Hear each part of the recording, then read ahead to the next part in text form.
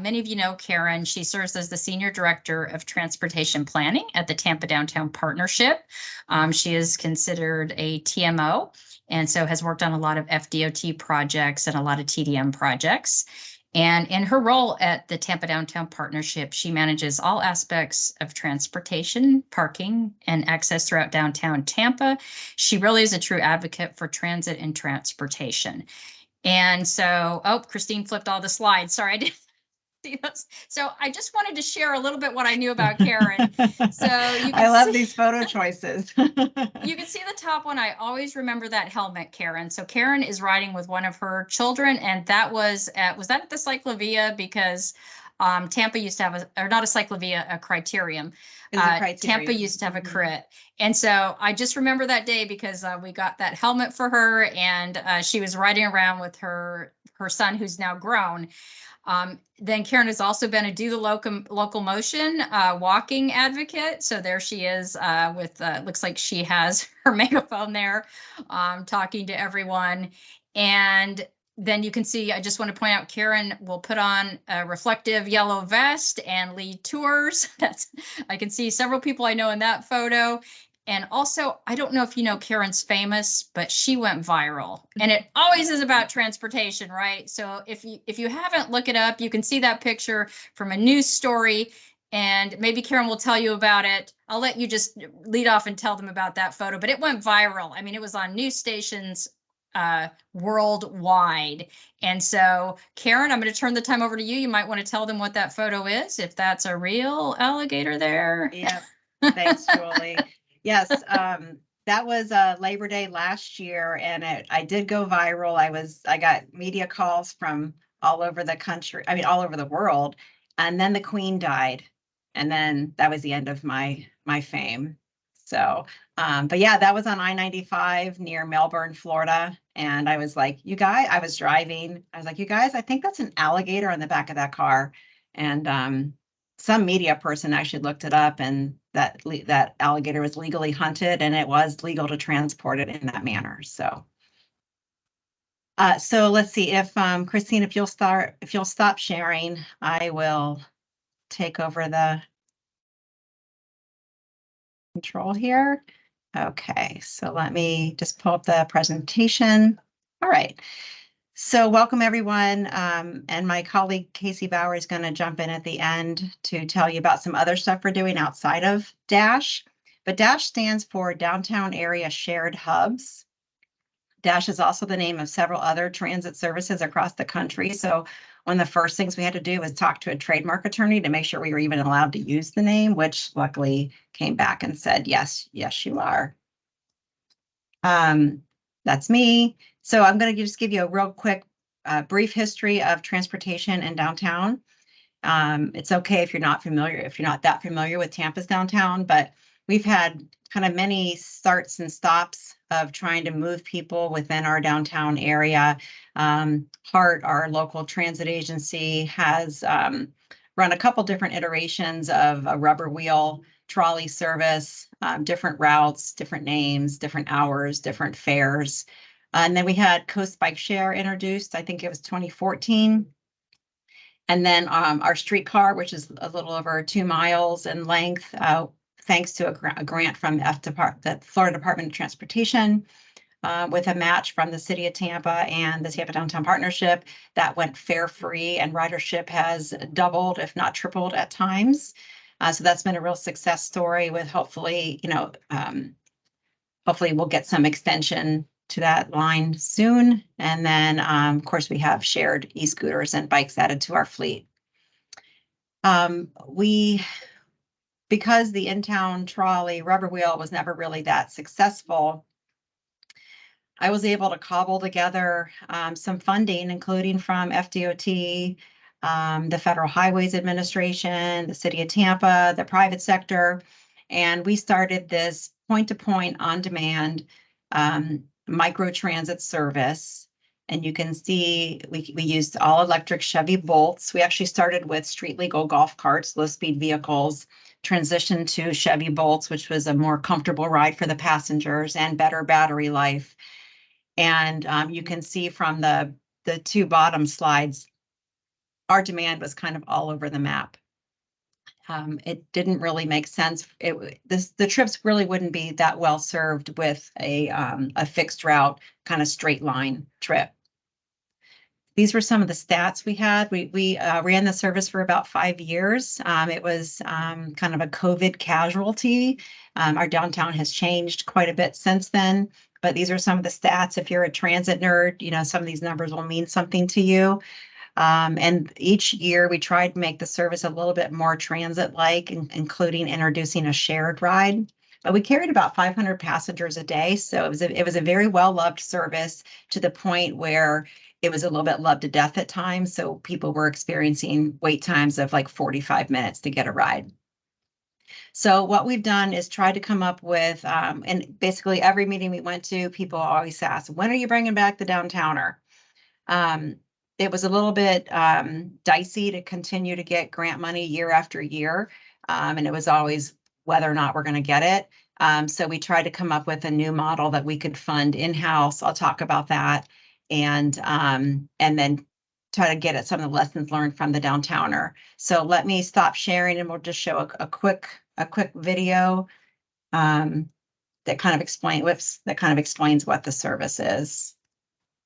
The word dash is getting a new meaning in Tampa. A few hours ago, the city cut the ribbon on the new all-electric ride-sharing option called Downtown Area Shared Hubs, or DASH. Yeah, but they are not the only ones going green right now. Just hours before that, Hillsborough County also made a big move to bring more electric cars to our area. Our 10 Tampa Bay's Aduria Chumba is in downtown Tampa with a closer look at what you can expect to see on the streets.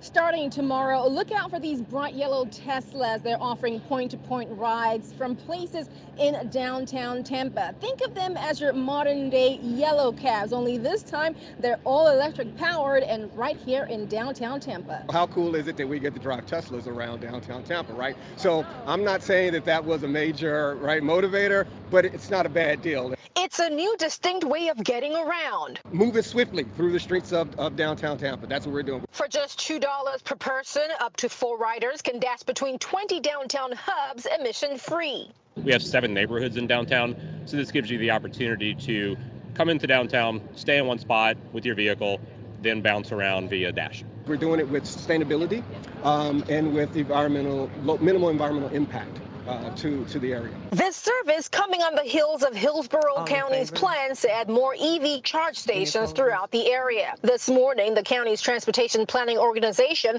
presented policy recommendations, including adding charging spaces for drivers with disability access in parking garages and at multi-family housing developments, as well as transitioning public transportation to electric. EV use in the area has doubled dramatically since 2008, now with around 500 chargers for public use. And that is something that we've been doing at the city. You know, we're going more and more with our fleet to electric vehicles. It's just one of the many, many steps that we can take towards reducing our carbon footprint here in the city of Tampa. It's hard not to be excited, as I keep saying, that there's so much energy here in downtown Tampa. Now, to allow for adjustments and hiccups that are typical with rollouts like this, Dash will launch its operation tomorrow with limited hours from noon to 11. And then if things go as planned, it will shift to full-time operation Monday through Saturday from 7 to 11, and then on Sundays from noon to 9 p.m. Aduria Chumba, 10 Tampa Bay. Thanks for playing that, Christine.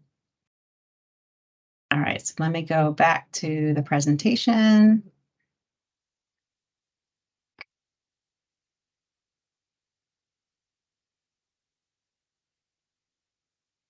Okay. All right. So that's kind of a quick overview of how the program works. The way we were able to take it in-house, and I probably should have put a slide in early on to explain who the Tampa Downtown Partnership is.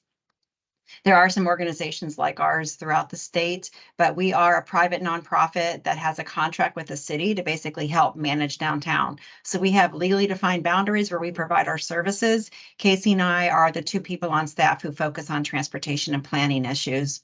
But we also have our most tangible program is our downtown guides and clean team. So we have people out there on the street 7 days a week picking up trash, watering plants, removing graffiti, making sure you don't step in gum, all of that kind of stuff.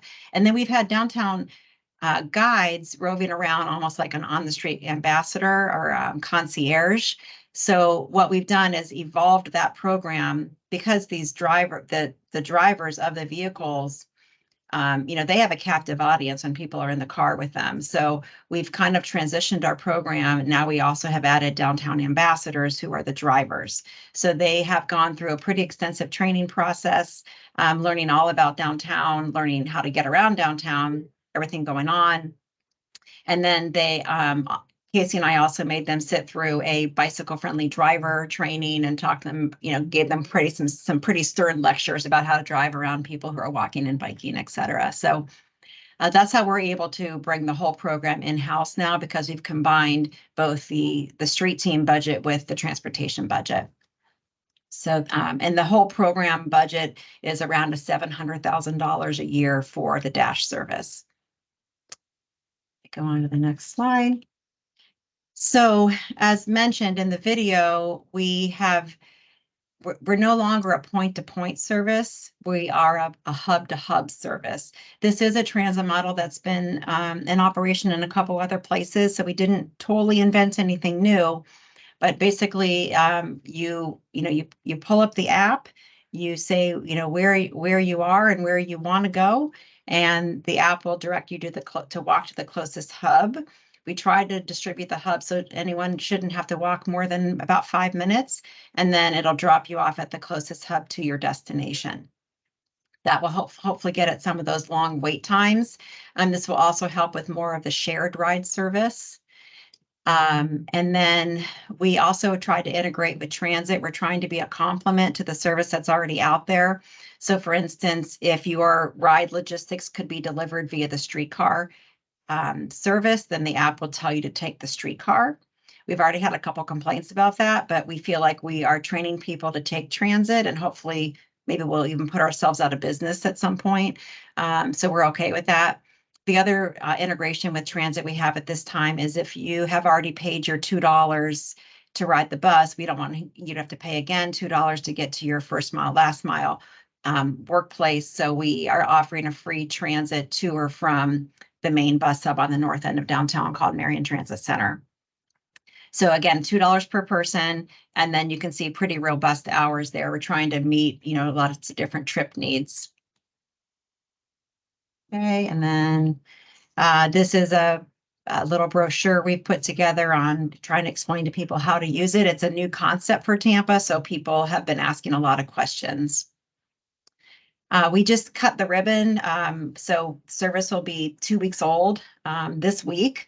So things are going pretty slow, but we had the mayor out there and someone from the city council, our board chair, Sean in the middle, he's our interim director, and then you'll see me on the end.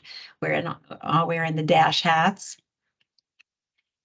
We've had a ton of media coverage, even some national coverage. So our marketing person loves to brag about these numbers that we've hit. And then you can see we've actually had some interest from other countries as well. So this is something that I think is a unique enough model. And as far as we know, we're the first organization like ours called a place management organization or a business improvement district that has done something like this. So we're starting to get calls from other similar organizations as well. So this is the team that we hired. We had a mural painted where we're charging the vehicles. This is kind of our operations center on the north end of downtown. So that's where the Teslas are going to sleep at night. Ideally, we should be able to just charge them overnight. They should last all day long. We're learning some things about battery life too in the process. So that is the story about Dash. But maybe we'll save questions for the end, and I'll turn it over to Casey to talk about some of the other projects that we have going on that we thought might be of interest to you. There's a microphone. Thank you so much, Karen. Well, I think the project that's of interest to everybody, I'm enjoying it, I'm loving it, is our annual parking inventory and occupancy count. That is exactly how it sounds. We are counting up all the private, public, and residential parking within our boundaries. We've done this for multiple years now, but this is the first time we've included residential parking garages as well. And so we've seen our numbers grow from somewhere around 25,000 parking spaces to now we're north of 29,000 parking spaces just today.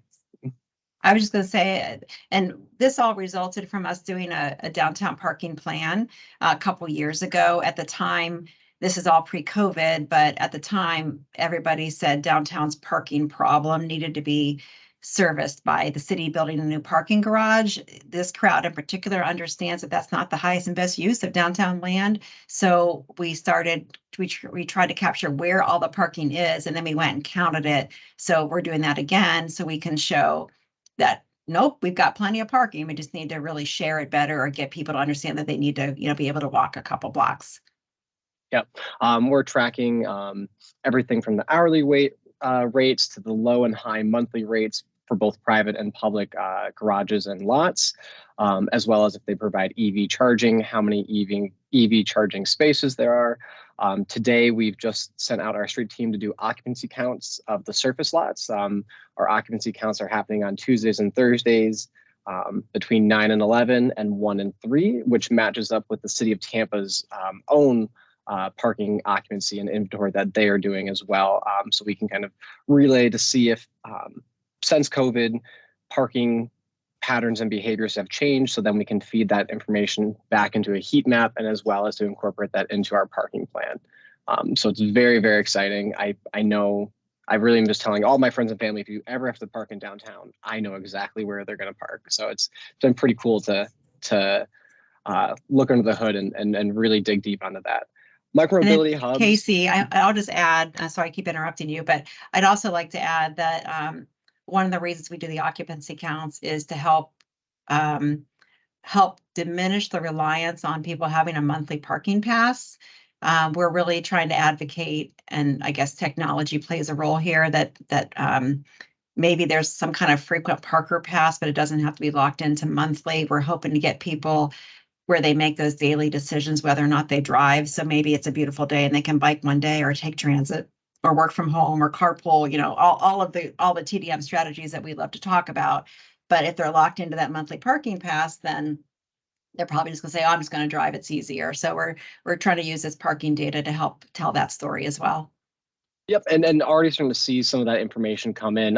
Some of our larger office complexes that manage their own garages are doing some shared parking passes. So one spot for 2 employees, just one employee can only be at that spot at one time or be in the garage. So I think that kind of lends into the new 5-day, or not 5-day, but 3-day work from the office and 2 days from home, and then kind of alternate who gets that parking space. So we're seeing some changes already just in kind of the data gathering part, but really excited to see what the occupancy numbers bring back to us as well. Micromobility hubs, we're working with Spin, Bird, and Lime to make sure that our downtown, the right of way stays clear, but that folks are able to use micromobility options in whatever way they choose, as well as have enough on-street parking for personal bikes and other non-motorized vehicles. We've recently finished a refurbishment of the old Coast bike corrals. They left the market and we acquired their inventory. We then took that, refurbished all of their equipment since it's been out in the Florida sun and weather for 10 plus years, powder coated them, and then repositioned them, downsizing a few locations, upsizing others based on capacity and usage to more evenly distribute them across downtown as we see fit. What's really great about this is that these are they bolt to each other, and the weight keeps them pretty stationary, but they don't bolt to the ground. So we're able to kind of move things around as we see changes. We see that there's a big use change when the University of Tampa is in session versus when it's the summer. So we can kind of already see where we need to upsize and downsize new racks to accommodate that influx of users. I'll jump in and give a shout out to FDOT District 7. We got a grant from them to install some of these more kind of cheapy racks that's shown in the photo in the bottom. Those are not the racks, the old Coast racks that Casey just referenced, but we were able to create a dozen hubs or corrals using the FDOT grant money. This was the very first one that we put in that's in the photo. Yep. moving on to non-motorized bike ped counts, we're using Marlin Engineering. They've done a ped count with us in the past, but we're excited that this year we'll be doing a new ped count at 3 locations to be determined to get more accurate non-motorized bike and ped counts within downtown. And then Karen, I'll throw it back to you.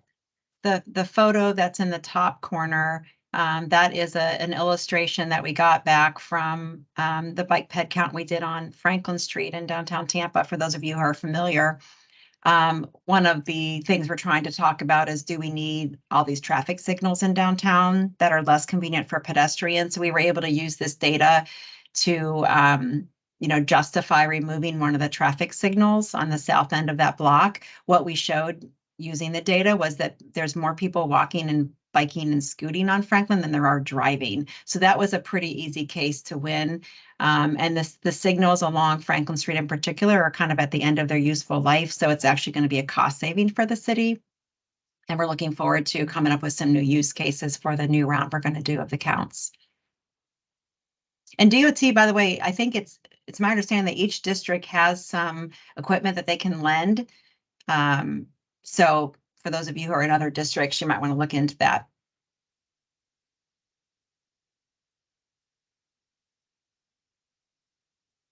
And then the last bullet point on this slide is that we also have we have 2 committees that help kind of inform and guide and roll up their sleeves and talk through projects. We have a transportation committee and then a planning and development committee. On to the next slide. Casey, do you want to talk about this one? You're saying go. Okay. So we have a Sorry, my mic just takes a. Sorry, my mic takes a second to unmute myself. So not to boast or anything, but Tampa, Florida does host the most bike-friendly businesses in the entire United States.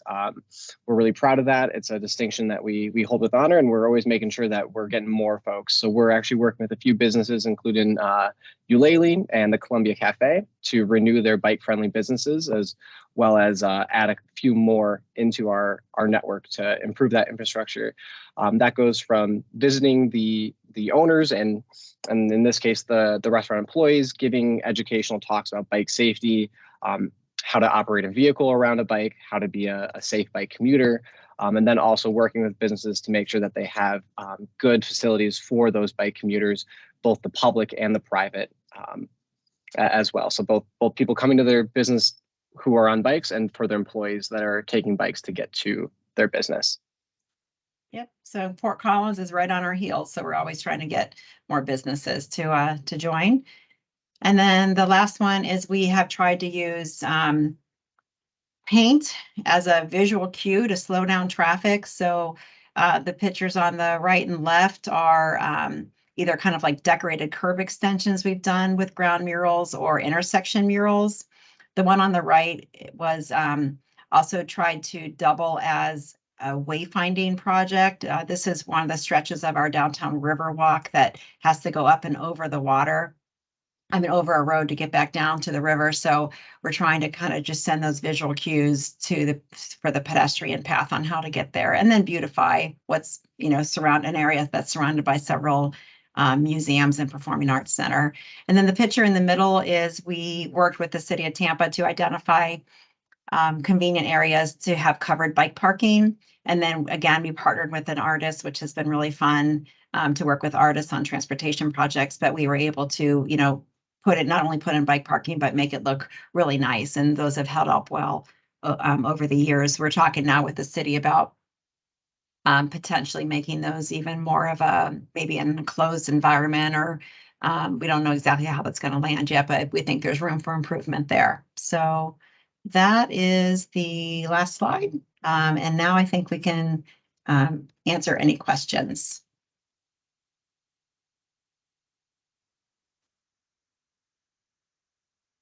Thanks, Karen. So we're trying to make these more of a round table. So I'm going to invite everyone to turn their cameras on, and maybe we can try doing kind of a round table discussion, because I know you have a lot of questions. So I know some people are shy to turn their cameras on, but let's give it a try and see if everyone will just turn their cameras on, and we'll do a